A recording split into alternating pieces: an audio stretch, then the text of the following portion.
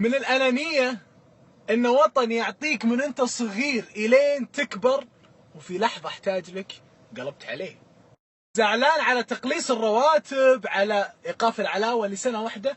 وطن يعطيك من أنت صغير طول عمرك تدرس على كراسية وتتعالج في مستشفيات وأنت تاكل وتشرب من خير هذا الوطن. سنة واحدة نسيت كل اللي راح، جحدته.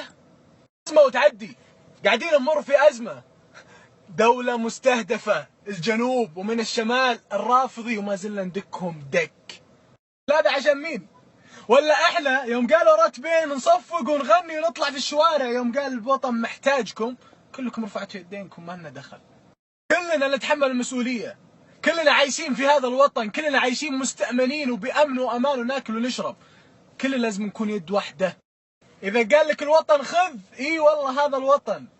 بس الوطن يوم قال لك محتاجك أنا في أزمة وقف معي، رفعت يدك وبدأت تثرثر وتقول كلام ما له داعي. فهم الدعم مصر ودعم الدول الأخرى هذا شيء أكبر مني ومنك. الدعم هذا لو ما كان موجود وسقطت الدول هذه راح تسقط بعدها.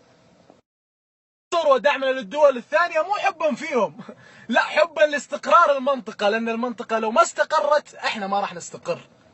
اللي قاعدين نمر فيه مرحلة خطيرة جدا، لا تثيرنا وتاخذنا موجة الفتن ونفرح أعدائنا فينا. خلونا يد واحدة مع بعض. تخسر بدل ولا تخسر وطن، لأن لو خسرت الوطن خسرت كل شيء، ما عاد تملك شيء بعده.